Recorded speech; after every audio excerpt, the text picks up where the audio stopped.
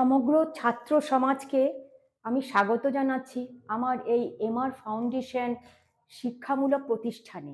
এই শিক্ষামূলক প্রতিষ্ঠানটি আমি তৈরি করেছি আমার এই ছাত্রদেরকে আরও শিক্ষাগত যোগ্যতা তাদের দেওয়ার জন্য। ছাত্র সমাজ হচ্ছে দেশের সম্পদ। এই সম্পদকে আরও সমৃদ্ধশালী করার উদ্দেশ্য নিয়ে আমি এই প্রতিষ্ঠানের একটা রূপ দিয়েছি। কিন্তু এট এটার পিছনে একটা অনুপ্রেরণাও রয়েছে। আমি ছোটবেলা থেকেই বড় হয়েছি একটা শিক্ষামূলক পারিবারিক একটা আবর্তের মধ্যে। সেখানে আমার বাবা ছিলেন শিক্ষক, তিনি একজন অঙ্কের মাস্টারমশাই।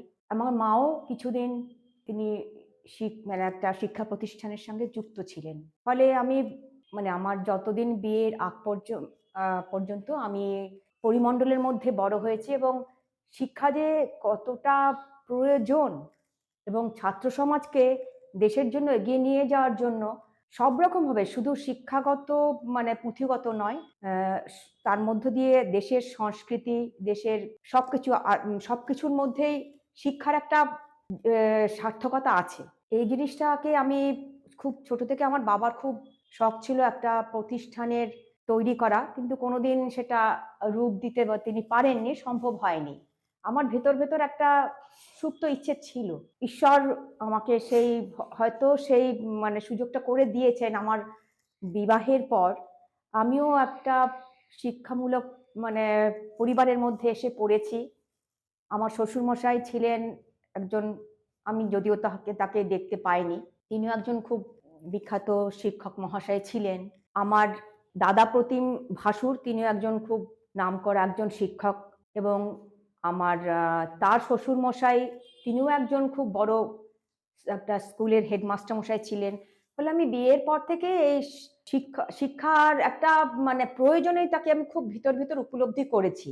কিন্তু আমি নিজে খুব একটা যে করতে পেরেছি তা নয়, কিন্তু কাউকে কিছু কোনো এবং আমার সবচেয়ে বড় অনুপ্রেরণা হচ্ছে আমার ভাসুর এবং আমার স্বামী। তারা ভীষণভাবে চেয়েছিলেন একটা কিছু ছাত্রদের জন্য তৈরি করা।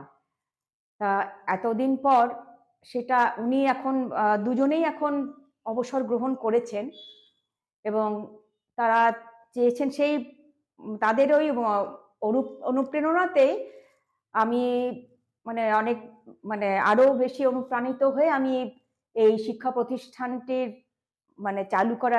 চালু করেছি আমি। এবং আমি চাইছি সমস্ত ছাত্র সমাজ এখানে আসুক, এখান থেকে শিক্ষা গ্রহণ করুক এবং দেশকে আরো সম্পদশালী করুক। এইটুকুই আমার ইচ্ছে, এইটুকুই আমার কামনা। এই বলে আমি শেষ করছি।